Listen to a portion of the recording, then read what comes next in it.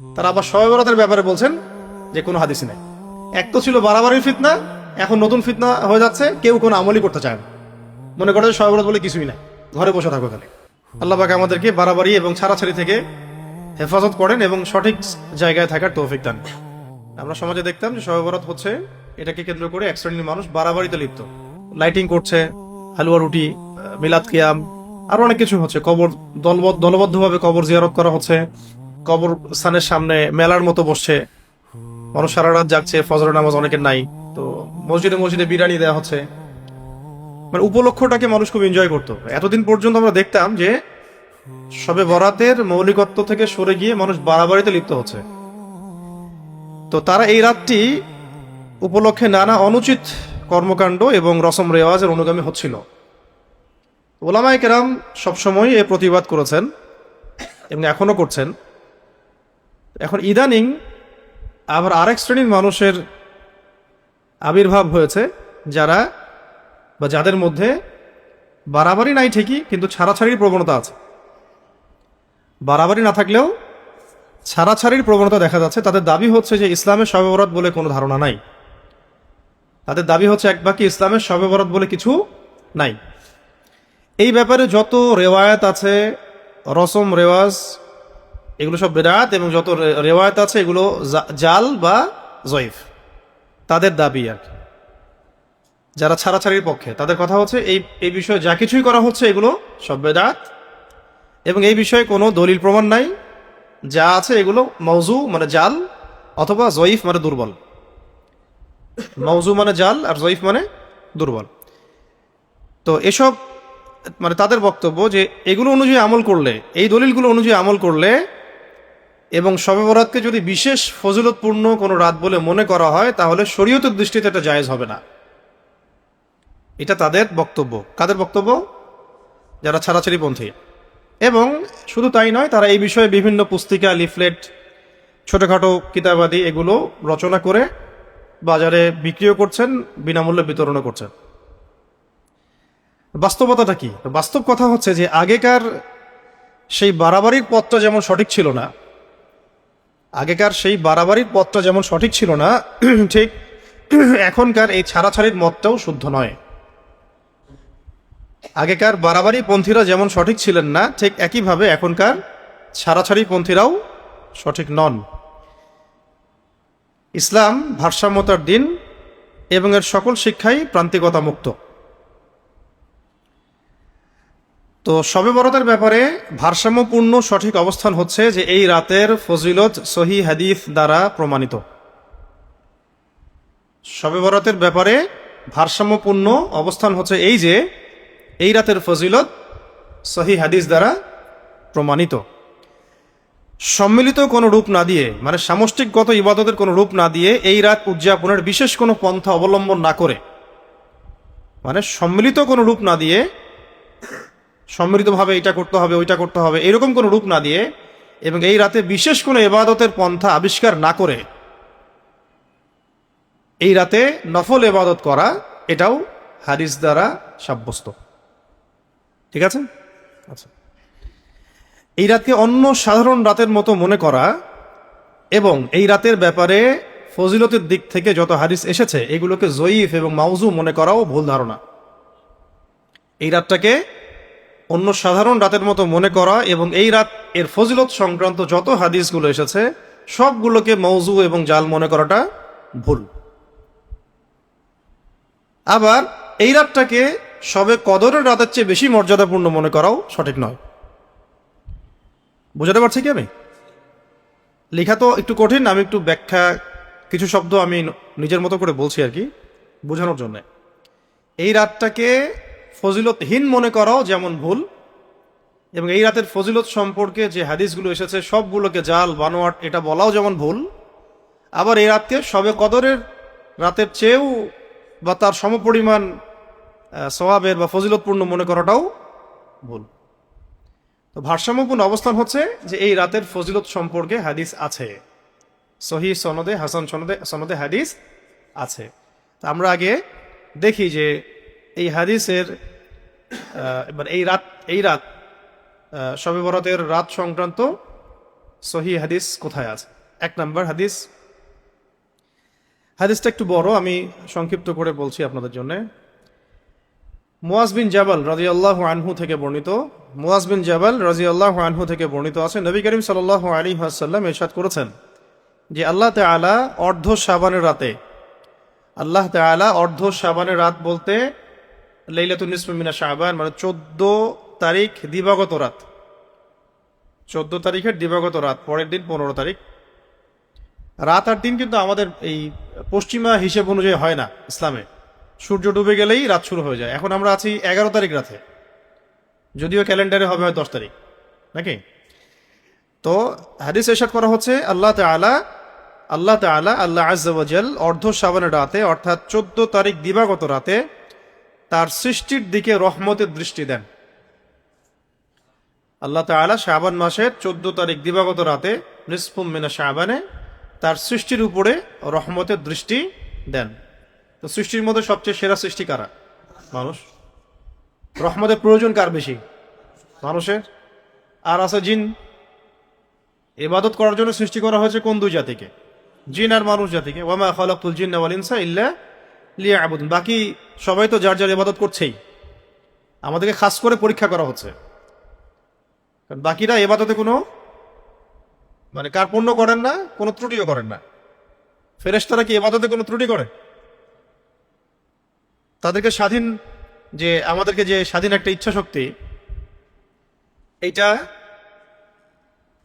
তো এখন আমরা আলোচনা করছি যে শবে বরাতের ফজিলত সম্পর্কে হাদিস আছে কিনা, এটা প্রথম প্রশ্ন। আচ্ছা, প্রথম হাদিসটা হচ্ছে এই যে মুয়াজ বিন জাবাল রাদিয়াল্লাহু আনহু থেকে বর্ণিত, নবী করিম সাল্লাল্লাহু আলাইহি ওয়াসাল্লাম ইরশাদ করেছেন আল্লাহ তাআলা অর্ধ শাবানের রাতে, আল্লাহ আযজা ওয়া জাল অর্ধ শাবানের রাতে, অর্থাৎ শাবানের 14 তারিখ দিবাগত রাতে তার সৃষ্টির দিকে রহমতের দৃষ্টি প্রদান করেন। এই বিষয়ে বলছিলাম যে সৃষ্টির দিকে রহমতের দৃষ্টি প্রদান করেন, তাহলে সৃষ্টির মধ্যে রহমতের মুখাপেক্ষী কারা সবচেয়ে বেশি? আমরা, মানুষ এবং জিন। এবং আল্লাহ রাব্বুল আলামিন দুই শ্রেণীর মানুষ ব্যতীত, অর্থাৎ মুশরিক এবং বিদ্বেষ পোষণকারী, মুশরিক এবং বিদ্বেষ পোষণকারী মানে পরস্পর হিংসা বিদ্বেষ পোষণকারী এরকম মানুষ অথবা মুশরিক মানুষ ছাড়া সবাইকে মাফ করে দেন। তাহলে এই রাতের ফজিলত সম্পর্কে হাদিস পাওয়া গেল যে এই রাতে আল্লাহ রাব্বুল আলামিন তার সৃষ্টির দিকে রহমতের দৃষ্টিতে তাকান এবং সবাইকে মাফ করে দেন দুই শ্রেণীর মানুষ ব্যতীত। এক হলো কি? মুশরিক মানে তো বুঝি আমরা যারা শিরকে লিপ্ত আছে, আর সেটা অমুসলিমও হতে পারে, মুসলিমদের মধ্যেও তো বহু মানুষ শিরকে লিপ্ত থাকতে পারে। শিরকে লিপ্ত মুশরিক আর বিদ্বেষ পোষণকারী, পরস্পরে হিংসা বিদ্বেষ পোষণকারী ব্যতীত আল্লাহ পাক সবাইকে মাফ করে দেন। তো এই হাদিস থেকে প্রমাণিত হচ্ছে যে এই রাতে আল্লাহ তাআলার রহমত এবং মাগফিরাত ব্যাপকভাবে উন্মুক্ত হয়। এই রাতে আল্লাহ রাব্বুল আলামিনের রহমত এবং মাগফিরাত, মানে আল্লাহ পাক রহমতের দৃষ্টিতে তাকান, এটা আল্লাহ পাকের রহমত, আবার ক্ষমা করে দেন, এটা কি? মাগফিরাত। তো আল্লাহ পাকের রহমত এবং মাগফিরাত এই রাতে ব্যাপকভাবে উন্মুক্ত হয়। কিন্তু শিরকি কাজকর্মে লিপ্ত ব্যক্তি এবং অন্যের ব্যাপারে হিংসা বিদ্বেষ পোষণকারী মানুষ এই ব্যাপক রহমত ও সাধারণ ক্ষমা থেকে বঞ্চিত হয়। প্রথমটা না হয় আমরা অনেকেই বলতে পারি যে হয়তো আমি শিরক করি না, হিংসা বিদ্বেষ পোষণ এটা মোটামুটি করা হয়েই যায়। তো আল্লাহ পাক আমাদের সবাইকে এই দুইটা রহমত আর মাগফিরাত বিধ্বংসী পাপ থেকে হেফাজত করেন। যখন কোনো বিষয়ে, এখন মাসালা হচ্ছে যখন কোনো বিষয়ে আল্লাহ পাকের পক্ষ থেকে রহমত আর মাগফিরাতের ঘোষণা হয়, যেমন ধরেন যে রমাজান মাস আসলে আল্লাহ পাকের রহমত ব্যাপক হয়, প্রশস্ত হয়, জান্নাতের দরজা খুলে দেওয়া হয়, জাহান্নামের দরজা বন্ধ করে দেওয়া হয়, শয়তানদেরকে শিকলবন্দি করা হয়, ফেরেশতারা আহ্বান করতে থাকেন যে কারা কল্যাণের যারা কল্যাণকামী তারা কল্যাণের পথে আসো, যারা আল্লাহদ্রোহী বা অকল্যাণকামী তারা থেমে যাও। এই যে আহ্বানগুলো করা হয়, এগুলো যখন আমরা জানি যে রহমত মাগফিরাত বরকত রমজান মাসকে ঘিরে থাকে, তখন আমাদের কাজ কি হয়? রমজান মাসে বেশি বেশি ইবাদত করা, ইবাদতের মধ্য দিয়ে রহমত আর মাগফিরাত লাভের চেষ্টা করা, নিজেকে সেই যোগ্য হিসেবে গড়ে তোলা। এখন যখন জানছি যে শবে বরাতের রাতে আল্লাহ রাব্বুল আলামিন রহমতের দৃষ্টি দেন এবং ক্ষমা করেন, তাহলে কি এই রাত্রে আমাদের করণীয় ঘুমিয়ে থাকা? কমন সেন্স, যেহেতু এই রাতে আল্লাহ রাব্বুল আলামিন মাফ করে দিবেন এবং এই রাত্রে আল্লাহ পাক রহমতের দৃষ্টি দিবেন, তাই আমি এই রাত্রে ব্যক্তিগতভাবে যত ইবাদত সম্ভব নফল আমি ইবাদত করতে পারি, করা উচিত, যাতে আমি রহমত পাওয়ার যোগ্য হতে পারি, বা অন্তত ক্ষমা চাচ্ছি আমি, আল্লাহ পাক ক্ষমা করে দিবেন এই রাত্রে আমি জানি, তো আমার উচিত কি? ক্ষমা চাওয়া। আল্লাহ পাক রহমতের দৃষ্টি দিবেন, তাহলে এই রাত্রে আমার উচিত কি? রহমত চাওয়া। এটা চাওয়ার জন্যে আবার ঘটা করে কিছু করার কোনো প্রয়োজন নাই। ব্যক্তিগতভাবে নামাজের মধ্য দিয়ে দোয়া, জিকির, আজগার, তাসবিহ, তাহলিল, কোরআন তেলাওয়াত, দোয়া, মোনাজাত, এগুলোর মধ্য দিয়ে আল্লাহর রহমত প্রত্যাশা করা। আবার যারা বলে দিচ্ছেন যে এই রাত্রে কিছুই নাই, তারা পুরো উম্মাহকে একটা বড় মাগফিরাতের মৌসুম থেকে মাহরুম করে দিলেন। হয়তো এই রাত্রের ক্ষমা দিয়ে সে আগামী পুরো জিন্দেগি ভালোভাবে চলতে পারত, এটা থেকে মাহরুম করে দিলাম যখন বললাম যে শবে বরাত বলে কিছুই নাই, ছাড়াছাড়ি করলাম। তো এখানে ওস্তাজ লিখেছেন যে যখন কোনো বিষয়ে আল্লাহ পাকের রহমত আর মাগফিরাতের কথা চলে আসে, তার অর্থ এই হয় যে এই সময়ে এমন সব নেক আমলের ব্যাপারে যত্নবান হওয়া যেগুলোর মধ্য দিয়ে আল্লাহ পাকের রহমত আর মাগফিরাত পাওয়া যায়। সহজ কথা। এবং যে সমস্ত গুনাহের কারণে রহমত আর মাগফিরাত থেকে বঞ্চিত হতে হচ্ছে, সেই গুনাহগুলোকে ত্যাগ করা। কত সুন্দর কথা। এই কারণে আল্লাহ তাআলার পক্ষ থেকে রহমত এবং মাগফিরাত, মানে এই কারণে আল্লাহ তাআলার পক্ষ থেকে রহমত এবং মাগফিরাত থেকে বঞ্চিত হতে হয় যখন আমরা এই উপলক্ষগুলোকে কাজে লাগাচ্ছি না। তো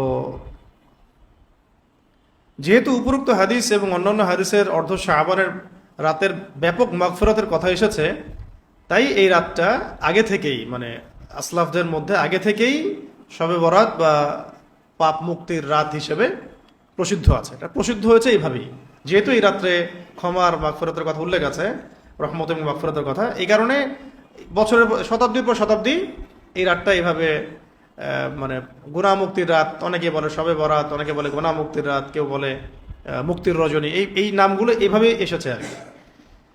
কারণ এই রাত্রে গুনাহ থেকে মুক্তি লাভ হতে পারে এবং পাপের অশুভ পরিণাম থেকে রেহাই পাওয়া যায়। আচ্ছা, এখন অনেকেই এটা নিয়ে কথা বলতে পারে যে হাদিসের সনদ সঠিক না ভুল। হাদিস তো দিলেন, শুনলাম, সব ঠিক আছে, এখন হাদিস জাল না জয়ীফ না কি, এটা নিয়ে তো ক্যাচাল হতে পারে। এবং আমাদের বাংলাদেশই একমাত্র দেশ যেখানে হাদিসের মুহাদ্দিস হতে হলে পড়াশোনারও দরকার হয় না, অনেক সময় অ্যাপস থেকেই মুহাদ্দিস হওয়া যায় আর কি। অ্যাপস দেখে দেখি আমরা হাদিসের সনদ একদম জয়ীফ কোনটা, জাল কোনটা, মওজু কোনটা, হাসান, হ্যাঁ কোনটা একদম মুরসাল, সব বলে দিচ্ছি আর কি অ্যাপসের নিচেই। অথচ এই শাস্ত্র পড়াশোনা করতে হলে মিনিমাম 20 বছর 25 বছর একটা সিলসিলায় যেতে হয়। মিনিমাম 20 বছর তো লাগবেই। ধরেন আমরা যারা মাস্টার্স করে ফেলেছি, এখন অনেকে তো ডক্টরেট করছেন, তাই না? দেশের বাইরে পড়তে যাচ্ছেন আরও বড় ডিগ্রির জন্য। এখন ওই লেভেলে পড়ার জন্য আমাদেরকে আগে 15-20 বছর পড়তে হয়নি, বা 20-25 বছর পড়ে না ওই লেভেলে যেতে হয়েছে। তো হাদিসের যে শাস্ত্র সম্পর্কে যে পড়াটা, যেটাকে আমরা বলছি উসুলে হাদিস, কি বলছি? উসুলে হাদিসের পড়াশোনা করতে এরকম 20 বছর 22 বছর 25 বছরের একটা মেহনত দরকার। তারপরে গিয়ে ওই যোগ্য হয় মানুষ, তাও কতটুকু হয় সেটা ব্যক্তি বিশেষে নির্ভর করে, ফারাক আছে। তো এখন আমাদের একটা মহামারী হচ্ছে অনলাইন থেকে হাদিসের সহিহ জয়ীফ সব যাচাই করে দিচ্ছি। তো যখনই নিজের মতের সাথে কোনো হাদিস মিলবে না, ওটাই জয়ীফ হয়ে যায়, জাল হয়ে যায়। এটা খুব বাজে এবং এটা উদ্ধত আচরণ, অহংকারের পরিচয়, এবং একই সাথে দিনের সাথে খেয়ানত আর কি। তো দিনের ব্যাপারে এমন কোনো কথা বলবো না যেটা আমি জানি না। আর এই মাসালাগুলোতে তো বলবোই না, কারণ এই মাসালাগুলো অনেক হাদিসে তাহাকিক করার পরে একটা সলিউশন আসতে হবে। এমনি আমরা বলতে পারি সুদ হারাম, কি সুদ হারাম এটা আপনি বলতেই পারেন। তারপরে মদ পান করা হারাম, নামাজ পড়া ফরজ, কোরআন তেলাওয়াত শেখা ফরজ ওয়াজিব, এক একজন এক একভাবে বলেন। দ্বীনের ইলম শেখা ফরজ। মৌলিক কথা বলতে পারি আমরা। এখন যদি কেউ মানে কেউ বলতে চায় যে নামাজের মধ্যে হ্যাঁ রাকাত সংখ্যা, রুকু, সিজদা, আহকাম, অরকান এই বিষয়গুলো নিয়ে খুঁটিনাটি আপনি আলোচনা করতে চান, তাহলে গভীরে ঢুকতে হবে। তো ওইটা সবার কাজ না। তো এটা সতর্কতার জন্য বললাম যে অনলাইন নির্ভর হয়ে হাদিসের সনদ মতন এগুলো যাচাই করতে যাবেন না।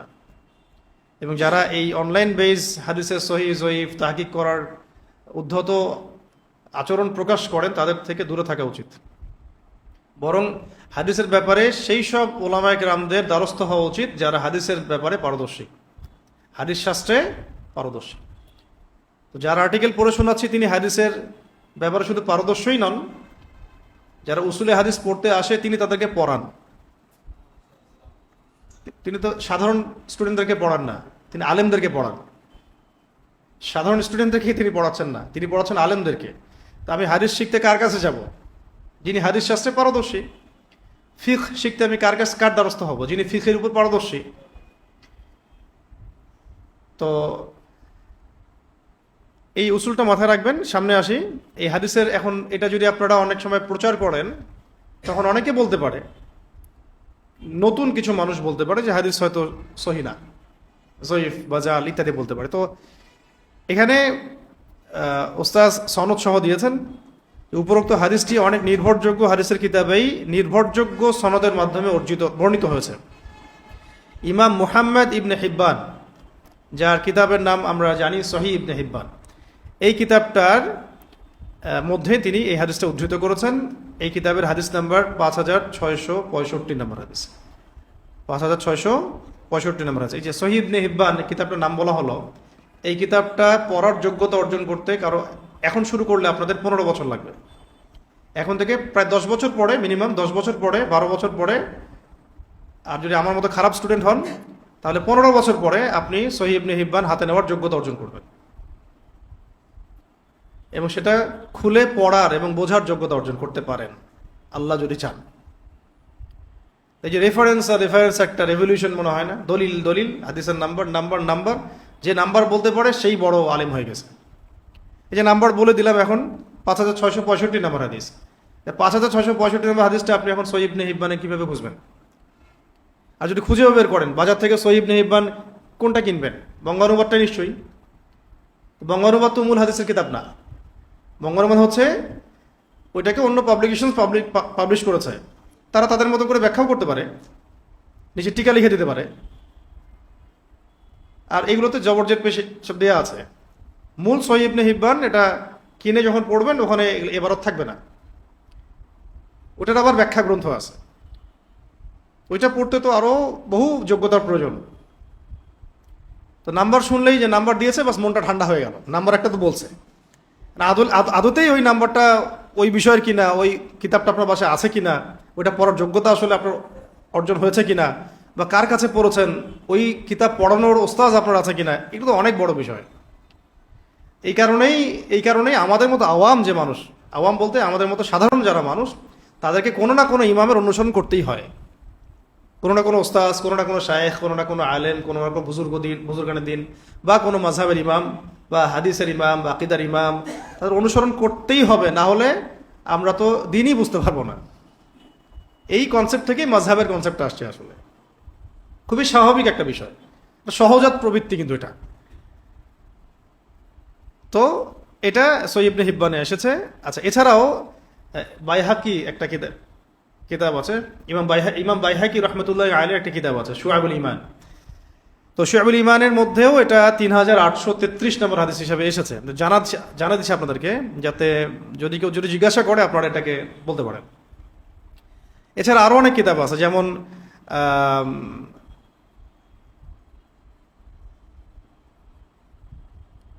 আচ্ছা নিচেরগুলা আরো অনেক কিতাব আছে, যেমন ধরেন যে ইমাম মনজিরি রহমতুল্লাহ আলাইহি, ইবনে রজব রহমতুল্লাহ আলাইহি, নুরউদ্দিন হাইসামি রহমতুল্লাহ আলাইহি, এরকম বড় বড় ওলামায়ে কেরাম এই হাদিসটাকে আমলযোগ্য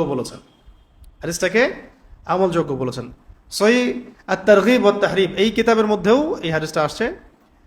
এছাড়া আরো অনেক কিতাব আছে। এমনকি বর্তমান সময়ের প্রসিদ্ধ মুহাদ্দিস একজন মুহাদ্দিস, তার নাম নাসিরুদ্দিন আলবানী রহমতুল্লাহ আলাইহি। অনেকেই নাম শুনেছেন এবং এক শ্রেণীর মানুষ আমাদের দেশে তাকে খুবই ফলো করে, বলা যায় অন্ধভাবেই ফলো করে থাকে। কথায় কথায় তার হাদিসের তাহকিকের দলিল দিয়ে দেয় যে হাদিসটা সহি কারণে আলবানী রহমতুল্লাহ আলাইহি সহি বলেছেন, বা তিনি হাসান বলেছেন, বা তিনি জাল বলেছেন, বা সহি বলেছেন, তাই তো? তিনি পর্যন্ত এই হাদিসের সাথে আরো 8টা হাদিস সংযুক্ত করে তার সিলসিলা যে সহিহা এই কিতাবের মধ্যে এই হাদিসটার পরে আরো 8টা হাদিস সংযুক্ত করে তিনি যে মন্তব্য করেছেন সেটা আমি পড়ে শোনাচ্ছি। তিনি বলেছেন যে এইসব রেওয়ায়াতের মাধ্যমে সমষ্টিগতভাবে প্রমাণিত হয় যে হাদিসটা নিঃসন্দেহে আমলযোগ্য। এইসব রেওয়ায়াতের মাধ্যমে সমষ্টিগতভাবে এই হাদিসটি নিঃসন্দেহে তিনি বলছেন নিঃসন্দেহে সহি হিসেবে প্রমাণিত হয়। অতঃপর তারপর আলবানী রহমতুল্লাহ আলাইহি ওই সব লোকের বক্তব্য খণ্ডন করেছেন যারা বলেছে শবে বরাতের ব্যাপারে কোনো সহি হাদিসই নাই। না, আলবানী রহমতুল্লাহ আলাইহি নিজেও এটা স্বীকার করেছেন এবং এই হাদিসের সহি সাব্যস্ত করেছেন, ফজিলত স্বীকার করেছেন, এবং এই হাদিসের বিপরীতে যারা বলে শবে বরাত সম্পর্কে কোনো হাদিসই নাই, তিনি এই মতটা খণ্ডন করেছেন। তো যারা অন্যান্য বিষয়গুলোতে আলবানী রহমতুল্লাহ আলাইহি হাদিস নিয়ে আসছেন, তারা আবার শবে বরাতের ব্যাপারে বলছেন যে কোনো হাদিসই নাই। এতে করে একটা ফিতনা সৃষ্টি হয়ে যাচ্ছে সমাজের মধ্যে। এক তো ছিল বাড়াবাড়ির ফিতনা, এখন নতুন ফিতনা হয়ে যাচ্ছে, কেউ কোনো আমলই করতে চায় না, মনে করে শবে বরাত বলে কিছুই নাই, ঘরে বসে থাকো খালি। আল্লাহ পাক আমাদেরকে বাড়াবাড়ি এবং ছাড়াছাড়ি থেকে হেফাজত করেন এবং সঠিক জায়গায় থাকার তৌফিক দান করেন।